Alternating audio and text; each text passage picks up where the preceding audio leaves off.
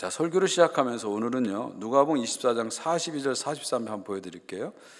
누가복음 24장 42장 43절인데 제가 한번 읽어드릴게요. 이르되 예수여 당신 나라에 임하실 때 나를 기억하소서 하니 예수께서 이르시되 내가 진실로 내게 이르노니 오늘 내가 나와 함께 낙원에 있으리라 하시니라. 자, 말씀 그대로 띄워주시고요. 자, 보십시오. 이 말씀이 어떤 말씀이냐면 예수님께서 십자가 달리실 때 옆에 강도가 같이 달렸잖아요.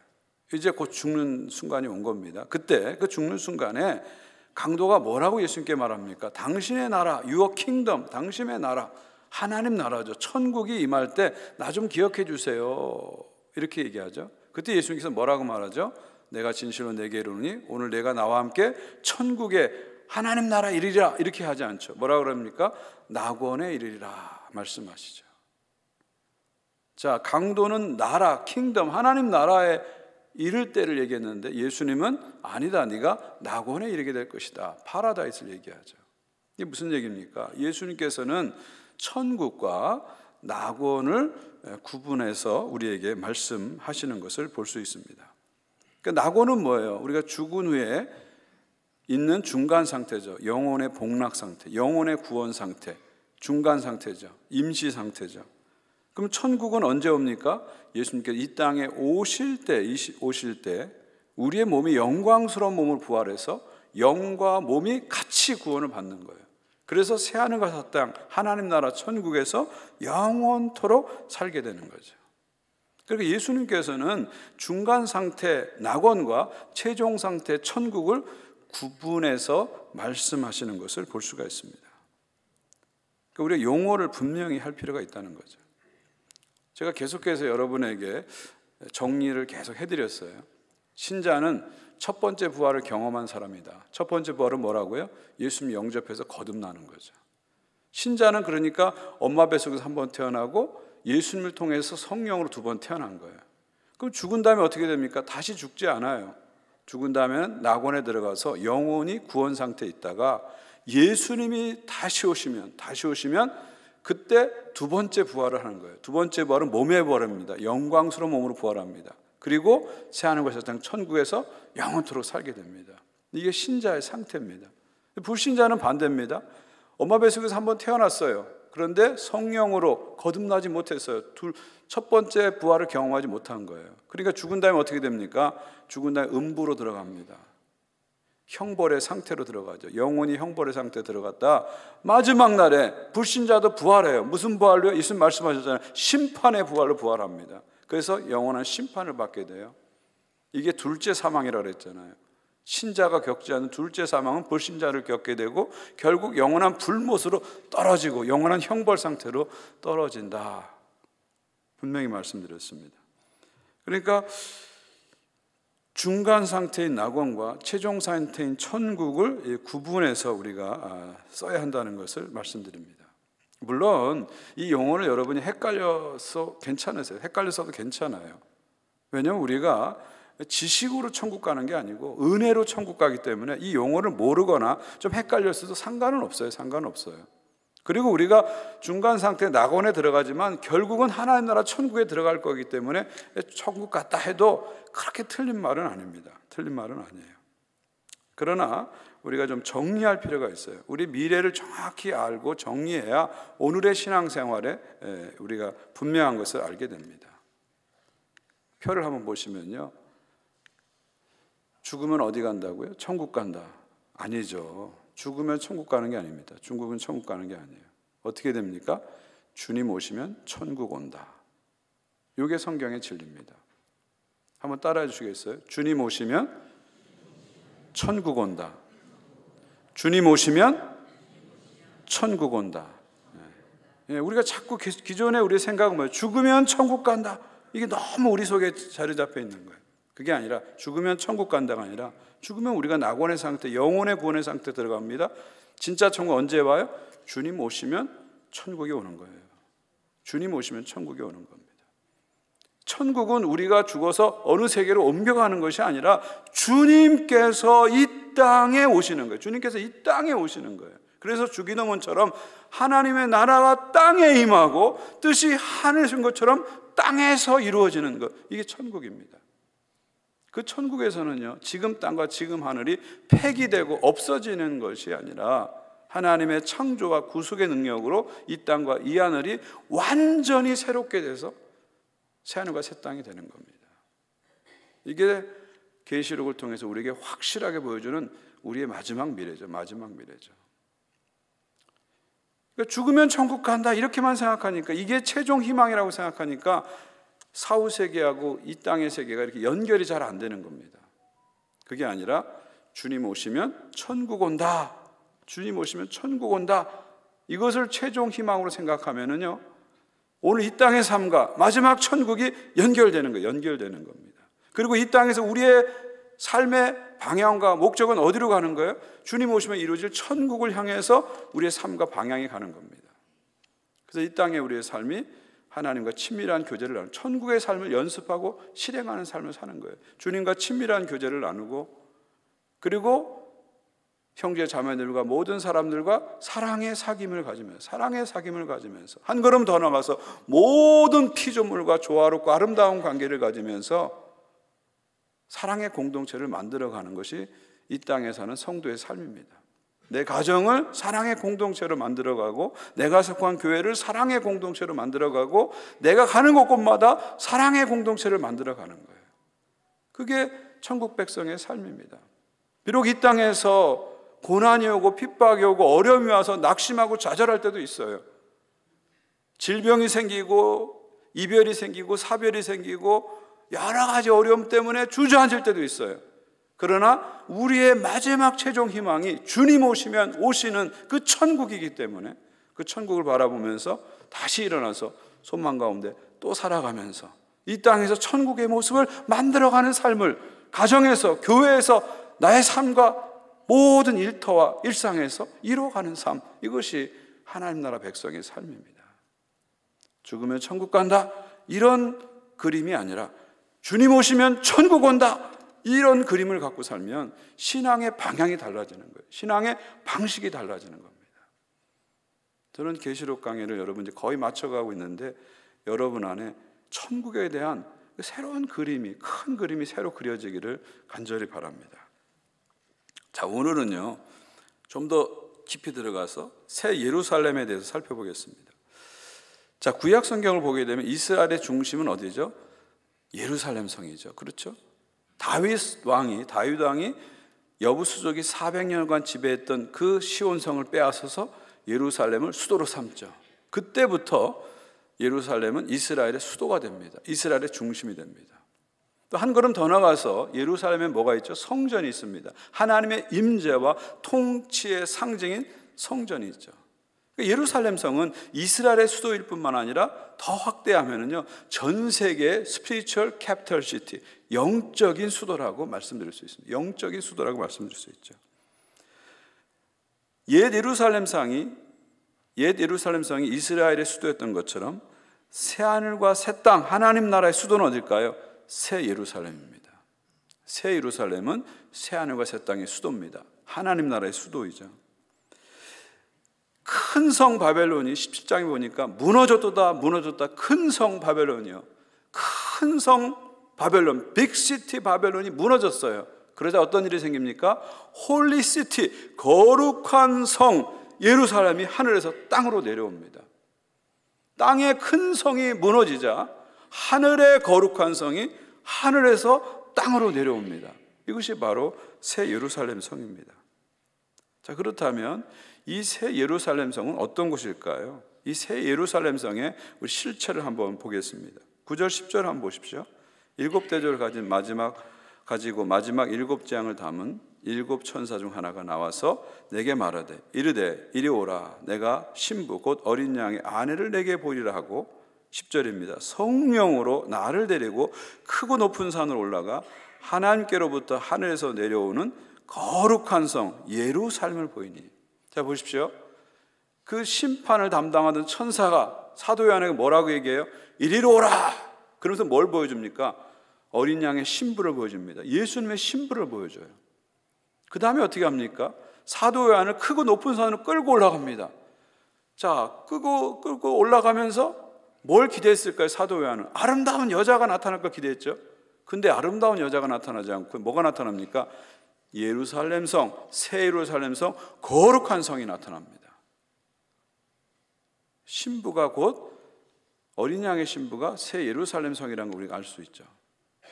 이건 2절에서도 다시 한번 하게 됩니다. 2절 보십시오. 또 내가 보매 거룩한 성 새 예루살렘이 하나님으로부터 하늘에서 내려오니 그 준비한 것이 신부가 남편을 위하여 단장한 것 같더라. 자, 이번에는 거룩한 성 새 예루살렘을 딱 보여주면서 그 성을 묘사합니다. 뭐라고 묘사합니까? 신부가 신랑을 위해서 단장한 것 같더라. 신랑을 위해서 단장한 신부와 같더라. 이렇게 묘사하고 있죠. 자, 두 말씀 보니까 분명해졌죠. 새 예루살렘은 뭐죠? 어린 양의 신부죠. 예수님의 신부죠. 예수님의 신부는 뭡니까? 교회입니다. 교회. 그럼 새 예루살렘 성이 뭐예요? 교회입니다. 교회. 새 예루살렘은 어린 양의 신부로 완성된 교회의 모습을 말한다.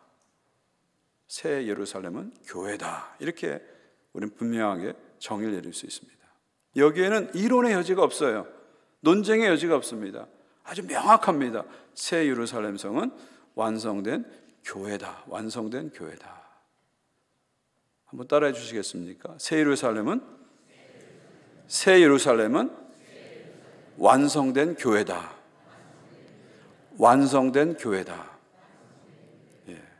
제가 왜 이것을 자꾸 이렇게 여러분에게 따라하게 하면서 강조하냐면, 많은 사람들이 새 예루살렘 성을 죽어서 가는 천당, 천국이라고 생각하는 사람이 의외로 많습니다. 의외로 많아요. 특별히 많은 사람들이 내가 천국 가봤다 그러면서 천국 간증이 넘쳐나죠. 뭐 책으로도 많이 출판됐고요. 여러분 인터넷 가보게 되면 천국 간증이 넘쳐납니다. 그런 사람들이 갔다 와서 하는 얘기 뭡니까? 천국에는 길이 황금길이고 모든 건물이 보석이 돼 있고 막 이렇게 묘사를 합니다. 계시록 21장에 나오는 천국에 대한 것을 가지고 천국을 막 묘사합니다. 그러다 보니까 많은 성도들이 그런 간증에 너무 오랫동안 익숙하다 보니까 새 예루살렘 하면 사후에 갈 천국이라고 많은 성도들이 생각하게 됩니다. 과연 그럴까요? 그렇지 않습니다. 사실 이 천국 간증을 들어보면 기본적인 틀은 어디서 갖고 오냐면 요한계시록 21장에서 가져와요. 그런데 세세한 것을 들어보면 각각 달라요. 뭐 어디는 뭐 구름 자가용을 탄다고, 어디에는 맨션이 있고, 뭐 각각 묘사하는 게 다릅니다. 같은 천국을 갔다 왔다면서 왜 다른지는 모르겠어요. 그리고 자세히 들어보다 보면은 그 묘사가 너무 세속적이고 물질적입니다. 물질적이에요. 이 땅에서 우리가 성취하지 못했던 욕망을 성취하는 곳으로 천국을 대부분 그리고 있습니다. 그러나 여러분, 사도 바울을 한번 생각해 보세요. 사도 바울도 비슷한 체험을 했죠. 근데 고린도후서 12장 보기에는 사도 바울이 나 천국 갔다 이런 얘기 안 하잖아요. 낙원에 이르러 그러잖아요. 분명히 중간 상태인 낙원이라는 용어를 바울은 정확한 용어로 쓰고 있습니다. 낙원에 이르렀다 얘기하죠. 그러면서 뭐라고 말합니까? 거기서 본 것은, 거기서 들은 것은 인간의 말로 표현할 수 없다. 그래서 한마디도 하지 않잖아요.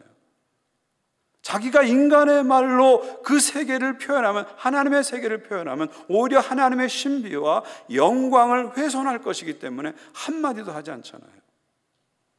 뭐 천국 갔다고 떠버리는 사람들을 보면서 저는 사도 바울의 경우를 대비해 보면 이게 정말 진정성이 있는가 의심을 할 수밖에 없습니다. 다시 한번 제가 분명히 한번 여러분에게 도표로 정리해 드릴게요. 새 예루살렘은 뭐라고요? 사후에 죽어가는 천당이라고요? 아닙니다. 사후에 죽어가는 천당이 아닙니다. 새 예루살렘은 뭘까요? 어린 양의 신부죠. 완성된 교회를 얘기합니다. 어린 양의 신부, 완성된 교회가 바로 새 예루살렘입니다. 이렇게 딱 이렇게 이해하시면요, 그 다음에 말씀들이 그냥 쉽게 술술술 해석이 돼요. 그러니까 이렇게 새 예루살렘을 어린 양의 신부된 완성된 교회다 이렇게 해석하게 되면요, 그 다음 나오는 말씀들이 너무 쉽게 풀려집니다. 괜히 그 다음 말씀 보면서 천국은 어떤 곳일까 게싱하면서 추측하면서 그렇게 보지 않고요, 아, 완성된 교회가 이렇게 영광스럽구나, 장차 성도가 누릴 영광이 이렇게 찬란하구나, 우리가 그렇게 느끼게 되는 거죠. 그런 관점으로 성경이 분명하게 보이게 됩니다. 아마 여러분 가운데서도 아직도 교회를 갸우뚱하는 분이 계실 거예요. 내가 30년 동안 교회 다녔는데 40년, 50년 신앙생활 했는데 이거 한 번도 안 들어본 얘기를 목사님이 한다고 이상하게 생각하실지 모르겠어요. 저는 여러분의 생각을 존중합니다.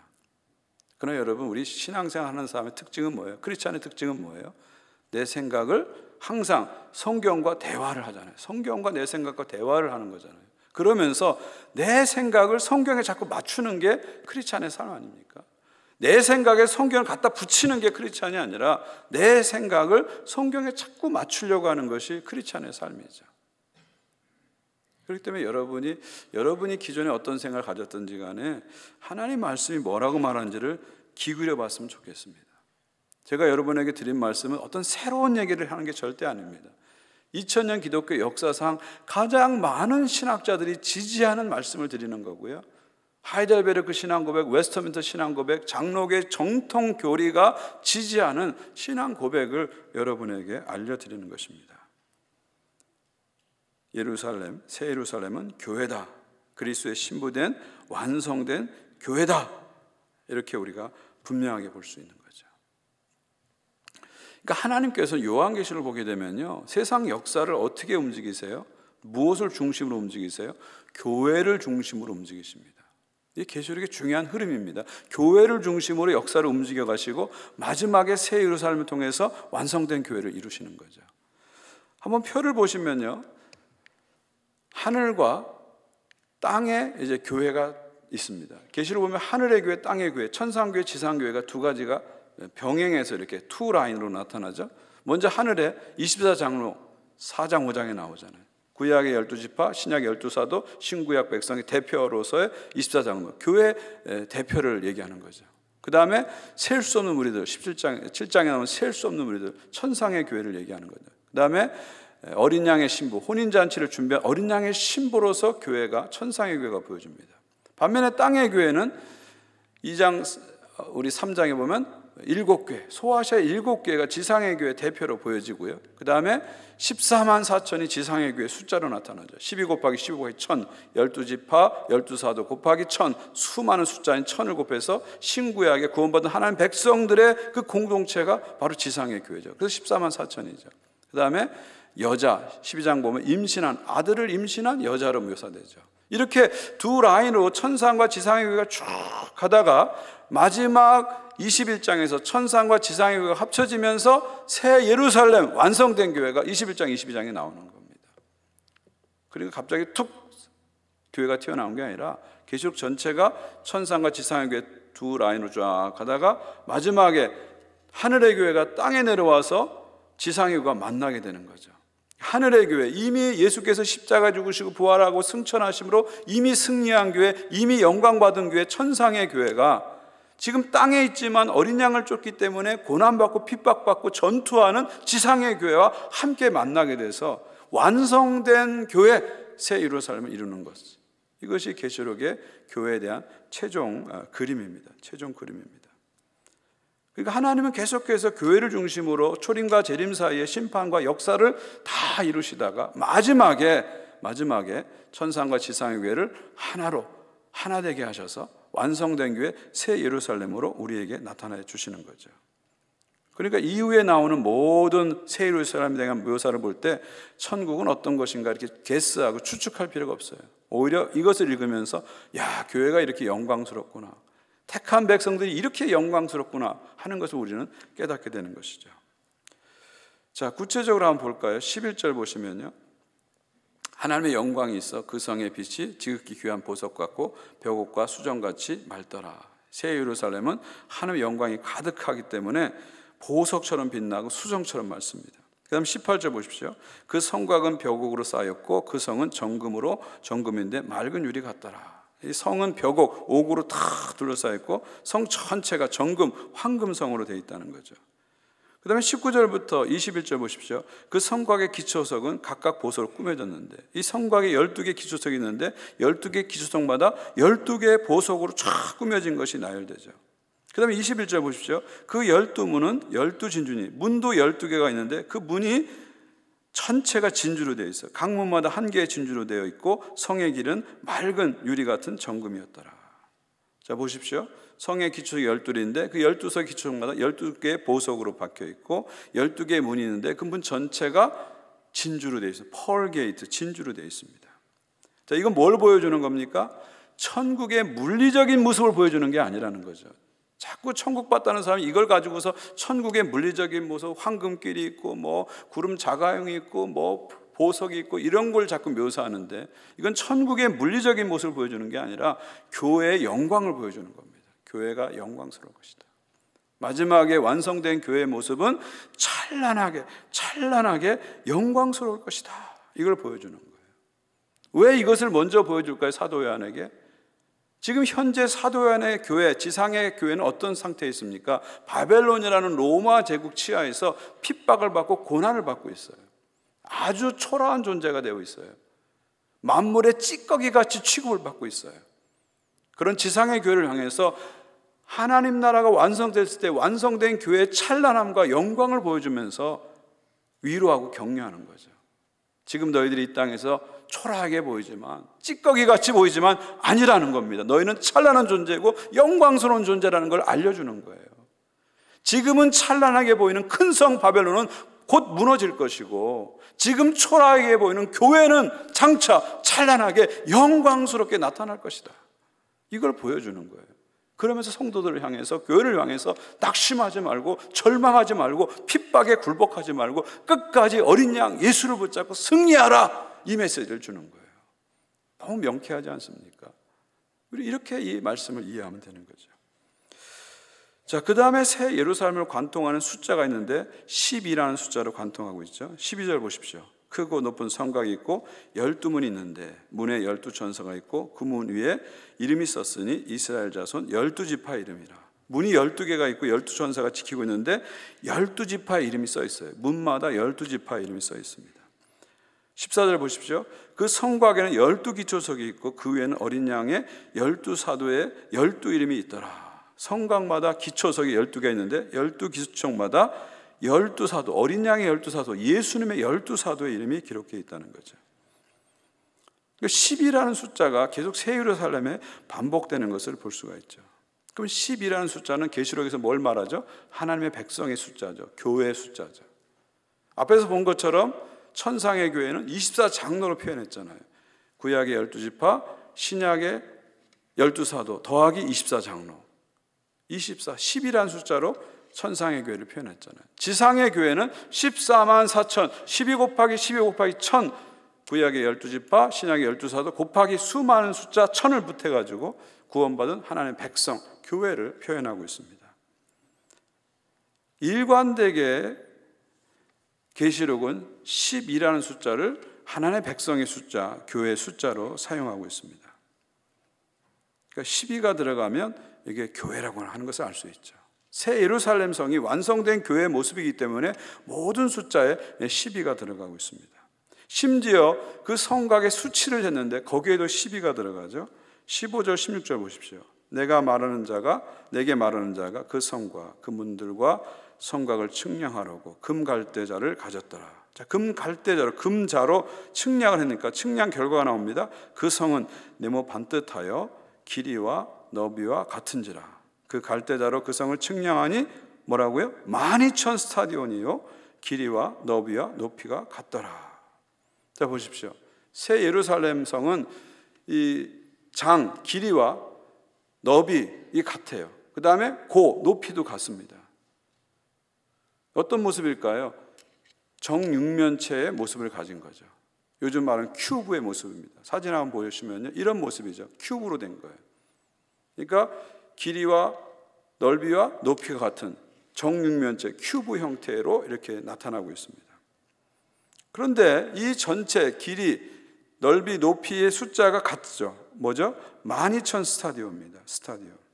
자, 스타디온이라는 도량형은 14장에서 한번 나왔잖아요. 제가 설명드렸잖아요. 스타디움이란 말이 이 스타디온에서 왔다고. 이 스타디움, 운동장 한 바퀴 도는 이 스타디움을 당시에는 스타디온이라는 도량형으로 사용한 겁니다. 그 한 바퀴를 192m입니다. 그러니까 한 바퀴가 1스타디온이 192m니까 12,000 스타디온은 얼마가 될까요? 2,300km가 되는 거예요. 상당히 큰 겁니다. 가로 세로 높이가 2,300km인 스타디움, 큰 정육면적 큐브라고 생각하시면 되죠. 어떤 신학자는 이것이 당시에 로마 제국의 영토를 반영했다 그렇게 말하기도 합니다. 그러나 여기서 중요한 것은요, 실제 이게 몇 미터냐 이게 중요한 게 아닙니다. 중요한 것은 이 숫자가 12,000이라는 거죠. 12 곱하기 역시 1000입니다. 하나님의 백성의 숫자, 교회 숫자가 12가 들어가고 1000이 곱해지면서 결국 이 성이, 새 예루살렘 성이 하나님의 교회라는 것을 다시 한번 보여주죠. 그리고 이것은 장과 광과 고, 길이, 넓이, 높이가 같다는 건 뭡니까? 지성소처럼 예루살렘 성은 완전하다는 것을 보여주는 겁니다. 여러분, 지상의 교회는 불완전합니다. 그래서 항상 문제가 많아요. 재정의 문제, 관계 문제, 목회자 문제, 성도 문제, 문제가 끊임없이 일어나는 게 지상의 교회예요. 그러나 천상의 교회, 완성된 교회는 문제가 없습니다. 문제가 없어요. 완전하다는 것을 보여주는 거죠. 심지어 그 성곽의 두께도 10이라는 숫자가 들어가죠. 17절 보십시오. 그 성곽을 측량하니 144 규빗이니 사람의 측량 곧 천사의 측량이라. 이 성곽의 두께가 144 규빗. 뭘 말할까요? 12 곱하기 12죠. 약속된 교회에서 구약교회 12지파, 성취된 교회에서 신약교회 12지파. 그래서 144 규빗을 말하고 있는 것이죠. 결국은 마지막 날에 새 예루살렘 성은 신약과 구약의 교회, 유대인과 이방인의 교회, 모든 전 세계 교회가 완성된 형태로 나타나는 것이 새 예루살렘인 것을 보여주는 것입니다. 결국 이 모든 모습은 결국 새 예루살렘 완성된 교회가 얼마나 찬란한지, 얼마나 영광스러운지, 얼마나 완전한지를 우리에게 보여주는 것이죠. 반복돼서 나는 10이라는 숫자를 보면서 이 새 예루살렘 성은 사후에 갈 천당이 아니라 완성된 어린 양의 교회구나 하는 것을 우리는 확실하게 알게 됩니다. 자, 그런데요, 이 새 예루살렘 성 어린 양의 신부된 교회는 없는 것이 있습니다. 없는 것이 있어요. 여러분, 제주도 가보셨죠? 제주도의 별칭이 뭐죠? 삼다도. 들어보셨습니까? 삼다도. 뭐가 없죠? 뭐가 삼다도? 뭐가 세 가지가 많다는 거죠? 삼다도. 바람, 돌, 그 다음 뭐죠? 여자. 바람, 돌, 여자가 많아서 삼다도라고 제주도 그래요.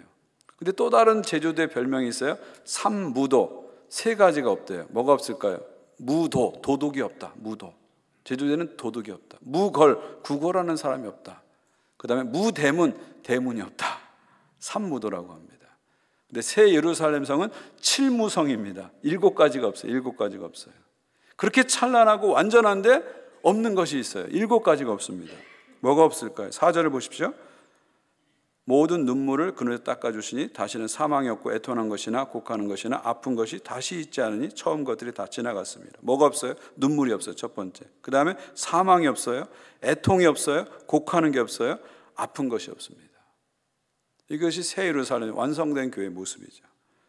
저는 특별히 이 4절 말씀 보면서 아픈 것이 다시 있지 않더라, 이 말씀에 참 은혜를 받았습니다. 제가 목회하면서 가장 안타까운 순간들이 뭐냐면 성도님들이 아프다는 소식을 들을 때 참 마음이 안타까워요. 지난주에도 어떤 성도님이 한국 가서 큰 수술을 받아야 된다고 얘기하시는 걸 전화로 들었습니다. 그렇게 전화로 같이 기도해 드렸어요. 또 한 성도님은 이제 혹시 암일지 모르는데 이제 CT 또 본스캔을 해야 된다고 그런 말씀하시는 성도님하고 같이 기도한 적이 있습니다. 또 한 성도님은 안타깝게도 딸이 이제 학교를 갔다 오다 교통사고를 당했다는 그런 소식을 들었습니다. 거의 매주 이런 소식을 저는 듣습니다. 그럴 때마다 너무 안타까워요. 제가 예수님처럼 막 손만 대면 벌떡벌떡 일어났으면 좋겠어요. 정말 너무너무 안타까워요. 목회에서 가장 힘든 순간입니다. 그러나 여러분, 큰 질병이 찾아온다 해서 낙심하지 마십시오. 낙심하지 마십시오. 생명은 항상 누구에게 달려 있습니까? 하나님께 달려 있습니다. 하나님을 의지하고 간절히 하나님께 매달리십시오. 그리고 우리의 최종 소망은 뭐예요? 아픈 것이 다시 있지 않더라. 천국에 가면 아픈 것이 없습니다. 아픈 것이 없어요. 천국에는 암도 없고요, 위장병도 없고요, 심장마비도 없고요, 우울증도 없고 치매도 없습니다. 천국에는 자연재해도 없고 교통사고도 없습니다. 천국에는 이별도 없고 이혼도 없고 사별의 아픔도 없다는 거죠. 거기서 우리는 예수님의 부활의 능력으로 영광스러운 몸으로 부활됩니다. 썩지 않을 몸으로 부활되는 거예요. 아프지 않는 몸으로 부활돼서 팔팔하게 영원토록 주님과 함께 사는 거죠.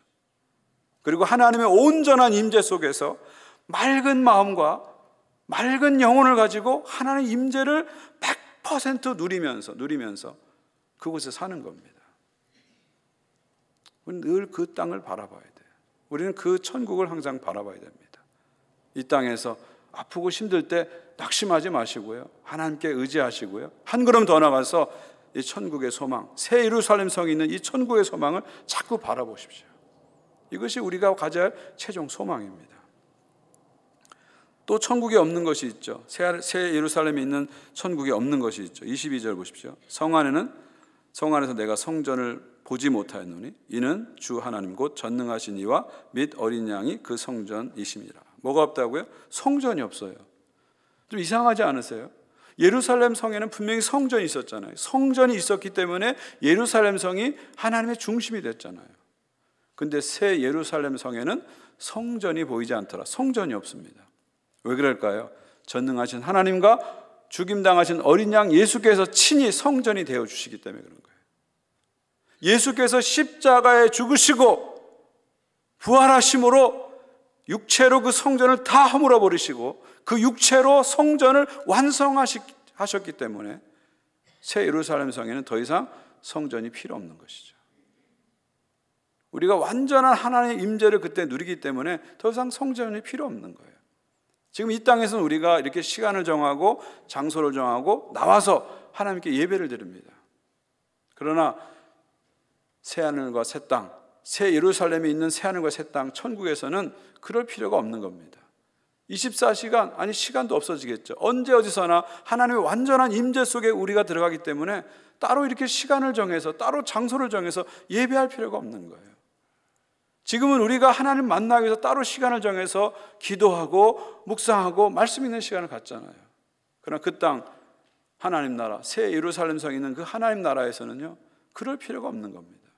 모든 시간이 예배 시간이 되는 거고, 모든 시간이 기도 시간이 되는 거고, 모든 시간이 묵상 시간이 되는 거예요.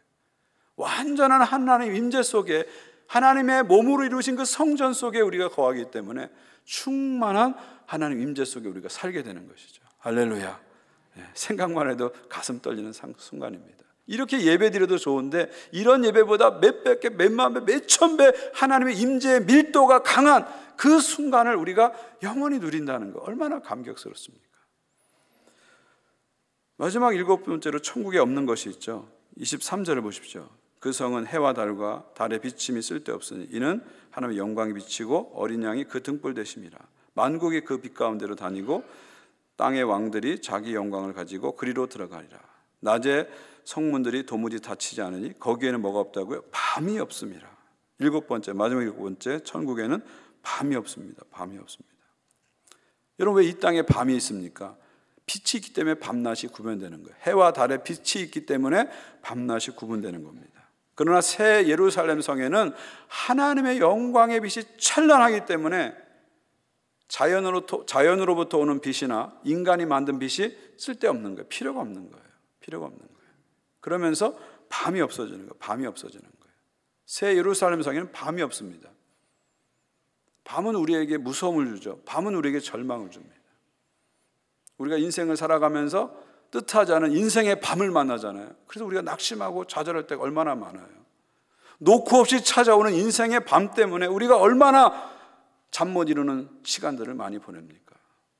그러나 천국에는 새하늘과 새 땅, 새 예루살렘이 있는 곳에는 밤이 없습니다. 절망이 없습니다. 찬란한 희망만이 넘치는 곳이 되는 거죠. 할렐루야. 자, 마지막으로 한 가지만 살펴보고 오늘 말씀 마치겠는데, 그렇다면 이 성에, 이 놀라운 성에 누가 들어갑니까? 마지막 26절, 27절을 보십시오. 사람들이 만국의 영광과 존귀를 가지고 그리로 들어가겠고 무엇이든지 속된 것이나 가증한 일 또는 거짓말하는 자는 결코 그리로 들어가지 못하되 같이 읽을까요? 시작. 오직 어린 양의 생명책에 기록된 자들만 들어가리라. 아멘. 누가 들어간다고? 오직 어린 양의 생명책에 기록된 자들만 들어가리라. 새 예루살렘 성은 누구나 초청받는 곳입니다. 그러나 아무나 들어갈 수 없어요. 아무나 들어갈 수 없어요. 속된 것, 가증한 일, 거짓말하는 사람 못 들어갑니다. 이건 뭘 말할까요? 이건 뭘 말할까요? 바벨론 세상 속에서 짐승을 따라 사는 사람들 못 들어간다는 거예요. 짐승의 가치를 따라 살아가는 사람은 못 들어간다. 어린 양을 따르지 않고 짐승 따라 사는 사람들 못 들어간다는 거예요. 가증한 일, 하나님 대신에 우상 숭배하는 사람들은 못 들어간다는 거예요. 그럼 누가 들어갑니까? 오직 어린 양의 생명책에 이름이 기록된 사람만 들어가는 거죠. 결국 무슨 얘기예요? 새 예루살렘 성에 있는 새 하늘과 새 땅, 천국은 뭐로 들어간다고요? 은혜로 들어간다는 거예요. 믿음으로 들어간다. 할렐루야. 우리를 위해서 십자가에 죽으시고 부활하신 예수 그리스도를 믿는 자마다, 그래서 그 이름이 생명책에 기록된 자만 천국에 들어간다. 새 예루살렘에 들어간다. 무슨 말입니까? 은혜로 들어간다는 거예요. 믿음으로 들어간다는 거예요. 하나님 나라는 돈으로 못 들어간다는 거예요. 행위로 절대 안 된다는 겁니다. 오직 믿음으로, 오직 은혜로만 들어가는 거죠. 할렐루야. 이것이 오늘 말씀의 결론입니다. 말씀 맺습니다. 사랑하는 성도 여러분, 이 새 예루살렘 성은 사후에 가는 천당이 아닙니다. 주님이 이 땅에 오시면 완성되는 주님의 교회를 말합니다. 완성된 교회를 말합니다. 장차 주님이 이 땅에 오시면 교회는 찬란하게 빛날 것입니다. 영광스러워질 겁니다. 그리고 완성된 모습으로 우리에게 나타날 것입니다. 그러나 아직 주님이 이 땅에 오시지 않았기 때문에 우리는 연약하고 아픔이 있고 고난과 핍박이 있습니다. 그러나 이미 예수께서 십자가에서 죽으시고 부활하심으로 승리하셨기 때문에 결국 마지막에 우리는 승리하게 될 것입니다. 주님과 함께 주님의 교회는 승리할 것입니다. 주님과 함께 주님의 성도는 반드시 승리할 것입니다. 우리가 지금 연약하고 때로 우리가 초라하게 보이지만요, 이게 전부 아닙니다. 세상이 여러분을 비춰주는 모습을 전부라고 생각하시면 안 됩니다. 여러분이 생각하는 여러분의 모습을 전부라고 생각하시면 안 됩니다. 주님 안에서 여러분은 찬란한 존재예요. 주님 안에서 여러분은 영광스러운 존재입니다. 초라한 존재가 결코 아닙니다. 만물의 찌꺼기가 아니라 만물 가운데 충만하신 예수 그리스도의 충만함이 여러분 가운데 있습니다. 그러므로 초대교회 성도들처럼 고난과 핍박 속에서도 짐승 쫓아가는 삶이 아니라 어린 양 예수를 쫓아가는 삶을 사시기 바랍니다. 언제든지 어디서든지 우리를 위해서 죽임당하신 어린 양을 따라가는 예수님의 제자가 되시기를 주님의 이름으로 축원드립니다. 기도하겠습니다. 하나님 아버지 감사합니다. 계시록의 마지막에 오면서 시원하게 우리에게 하나님 나라의 큰 그림을 보여주셔서 감사합니다. 우리의 영혼만 아니라 몸까지도 구속하셔서 완전한 하나님 나라를 준비하고 계시는 하나님 아버지께 감사와 영광 올려드립니다. 우리를 위해서 죽임당하심으로 우리를 이 거룩한 성에, 이 영원한 나라에 들어가게 하신 것을 감사드립니다. 또한 성령님을 통해서 이것을 믿게 하시고 오늘도 누리게 하시고 확신하게 하신 은혜를 감사드립니다. 날마다 새 예루살렘 성, 새 하늘과 새 땅을 바라보면서 어린 양만 쫓아가는 예수님의 제자로 살게 하여 주시옵소서. 예수님의 이름으로 기도하옵나이다. 아멘.